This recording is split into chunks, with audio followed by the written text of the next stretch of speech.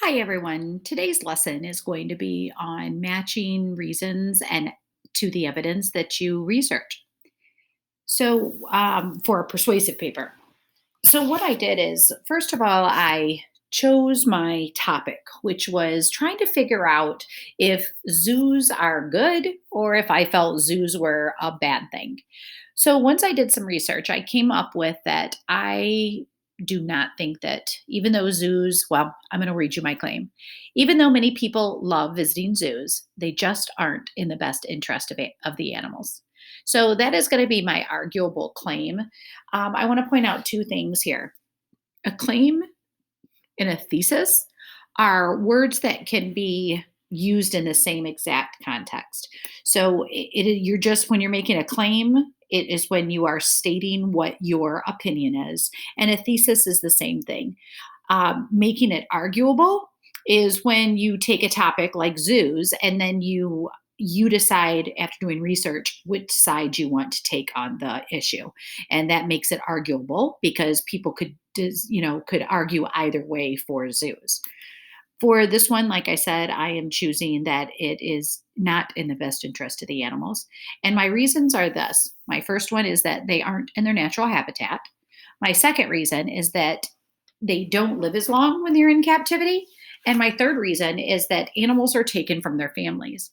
So once I read a few things about zoos and I was making my claim, these are the reasons that I came up with to for the main purpose of supporting my claim. These are the things that convinced me that zoos were not in the best interest of the animals. So here's my three reasons. So then what I decided to do is I started doing jotting down research and facts and information that I found to support these three reasons.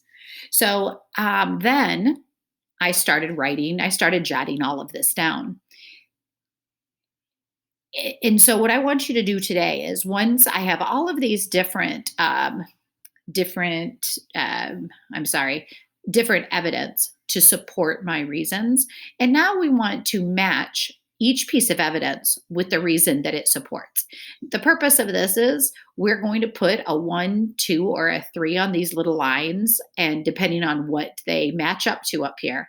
And then the great part about this is that it's going to have the outline for each of my paragraphs. And I'll show you what I mean after we do this lesson. So, first of all, elephants in the wild live an estimated 40 years longer than those in captivity. So, if we look at my three reasons up here that I already came up with, reason number one was they aren't in their natural habitat. Reason number two is they don't live as long when they are in captivity. And reason number three is animals are taken from their families. So now we look at this evidence down here and we start deciding which one they match up to. So elephants in the wild live an estimated 40 years longer than those in captivity. I think that you will agree that reason number two is what that matches, what it supports. They don't live as long when they are in captivity. So, and now in here it says that that doesn't happen. So I'm going to put a little 2 right here for right now. We will be using this stuff to organize our paper later on as well. All right, number 2. All right, zoologists have found that tigers enjoy a roaming range 18,000 times larger than the average zoo enclosure.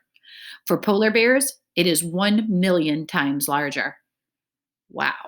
So this is talking about how large their natural habitat is compared to the little space that they are given in zoos. So if we look up here, reason number 1, they aren't in their natural habitat. Definitely supports that. So over here, we're going to write down number 1. All right. Next, 70% of elephants in European zoos were taken from the wild. All right. Animals are taken from their families. So if they're taken from the wild, that's where their families are. And if they are taken from the wild, then they are taken from their families. So this would be reason number 3. 40% of lion cubs die before 1 month of age. In the wild, only 30% of cubs are thought to die before they are 6 months old. So Wow.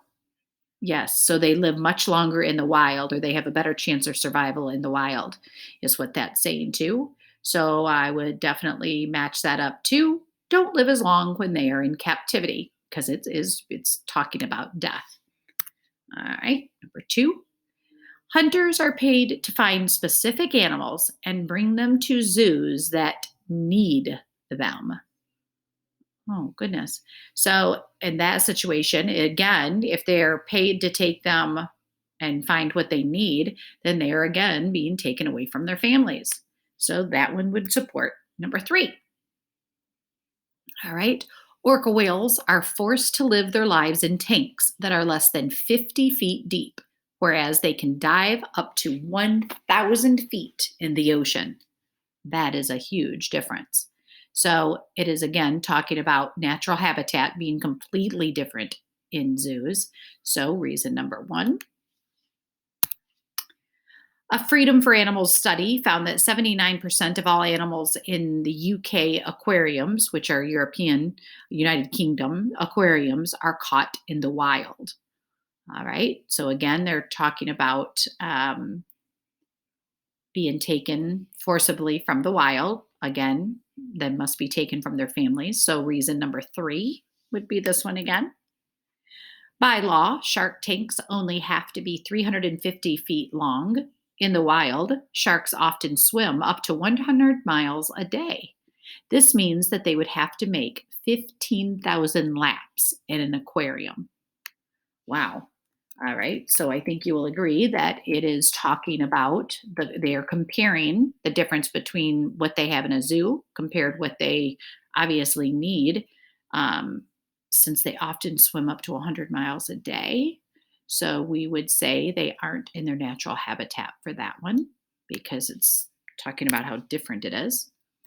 All right. And the last one. In the last 10 years, 7 orcas owned by SeaWorld have died at an average age of less than 13, whereas orcas in the wild have an average life expectancy of 30 to 50 years. And some can even live to be more than 100 years old. So that one is they don't live as long when they're in captivity because it is comparing between captivity and zoos again. So we'll put number 2 here. All right. So now we have all of this evidence that supports our reasons. All right. So we have our claim up here. Here are our reasons. And now these all support our reasons. So now I'm going to put it together into a graphic organizer. And we're going to be able to use that graphic organizer to write out our paragraphs. But that will be in lesson number 2. Thank you.